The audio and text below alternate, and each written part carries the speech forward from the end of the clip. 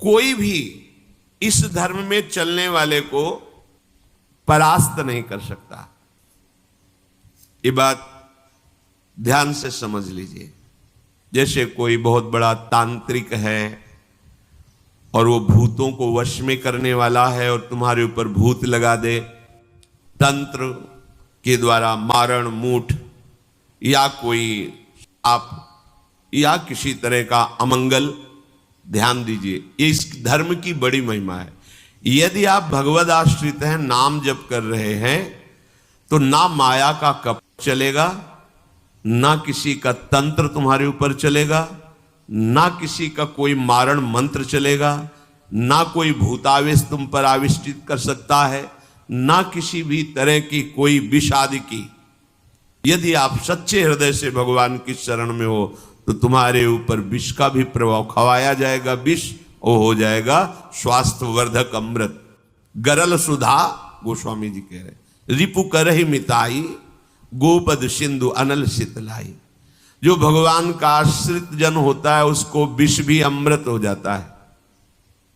अगर उससे दुश्मनी करेगा ना कोई और उसका बुरा चाहेगा, वो जितना कुप्रचार करेगा, निंदा करेगा, उतने उसका यश बढ़ेगा। अगर वो आग लगा देगा तो उसके शरीर में चंदन से भी बढ़कर शीतलता का काम आग करेगी। जो भगवद आश्रित है। श्री हरिराम व्यास जी ने भी प्यारी जू के चरणों के आश्रित जनों को पुष्ट करने के लिए बताया कि राधा प्यारी के चरणारविंद शीतल सुखदाई, कोटि चंद मंद करत नख बिद जुन्हाई। श्री राधा प्यारी के चरणारविंद शीतल सुखदाई। शाप ताप रोग शोक दारुण दुखारी, लाल इष्ट दुष्ट दलन कुंज भवन चारी। हमारी गोरी भूरी प्रियाजू के गोरे चरणारविंद का जिसने आश्रय ले लिया है, शरणागति ले ली है और राधा राधा नाम जप करता है, तो किसी भी ऋषि का साप उस पर लागू नहीं होगा। हरिराम व्यास जी कह रहे ये विशाखा सखी के अवतार है। कह रहे शाप कोई लागू नहीं होगा उसके ऊपर। ताप दैहिक दैविक भौतिक ताप उसका स्पर्श नहीं कर सकता। कोई भी पाप उसे अपने अधीन नहीं कर सकता। किसी का भी तंत्र मंत्र उसके ऊपर लागू नहीं हो सकता, क्योंकि ये चरणारविंद लालजू के भी इष्ट है और ये चरणारविंद दुष्टों की दुष्टता का दलन करने वाले और हृदय में प्रेम प्रकाश करने वाले हैं। कोई भी भयानक से भयानक रोग तुम्हारे शरीर पर हो सकता है, पर वो तुम्हें अधीन नहीं कर पाएगा। शाप ताप रोग शोक, बड़ी से बड़ी हानि होने पर भी तुम्हें शोक स्पर्श नहीं करेगा। प्यारी जू के चरणों का जिसने आश्रय ले लिया है, ये ऐसा परम धर्म है कि इसके आश्रित को कोई भी तंत्र मंत्र मूठ मारण भूत प्रेत पिशाच पिशाचनी कोई भी नहीं इस पर।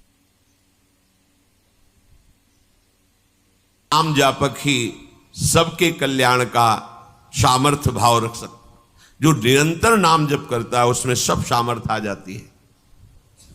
एक बार भाई जी से हनुमान प्रसाद पोद्दार जी समुद्र के किनारे बैठे नाम जप कर रहे थे, तो देखा एक सफेद पोशाक पहने हुए पाग बांधे हुए पारसी वेशभूषा में सामने खड़े हैं।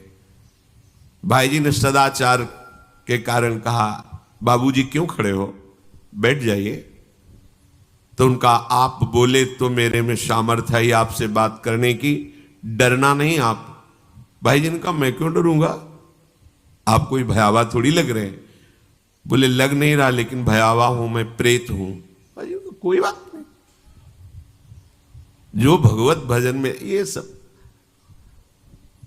कई जगह ऐसा घटना में गंगा किनारे जैसे श्मशान है, ऐसा नहीं कि प्रेत योनि नहीं होती, होती है, पर वो प्रभाव नहीं दिखा सकती। ऐसे प्रत्यक्ष देखा है। भाई जी ने कहा कि तो आप हमारे पास क्यों आए हो? बोले अपना उद्धार कराने के लिए।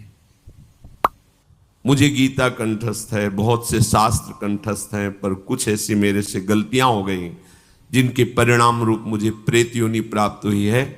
फिर मुझे आंतरिक संकेत हुआ है कि आप हमारा कल्याण कर सकते हो। भाई जी ने कहा तो बड़े आश्चर्य की बात है कि आपको गीता कंठस्थ है और फिर आप प्रेत योनि में। गीता के एक श्लोक बोल दे तो प्रेत तो मुक्त हो जाता है। बोले मुझे से कुछ ऐसे भयानक अपराध हो गए, गुरुद्रोह है, वैष्णव अपराध, ये बड़े भयानक अपराध होते हैं। जब किसी का पतन होना होता है तो माया यही खेल खिलवाती है, क्योंकि और सब पाप हैं वो दरस परस अगनाश, गुरुजनों के संतों के दर्शनों से ही नष्ट हो जाते हैं। लेकिन संत द्रोह, नाम जापक, वैष्णव द्रोह, गुरु अवज्ञा, गुरुद्रोह, ये भयानक अपराध होते हैं, इनसे दुर्गति हो जाती है। तो अपना कल्याण करने के लिए कोई ऐसा भले नहीं तो किसी भी भक्त के सामने भगवत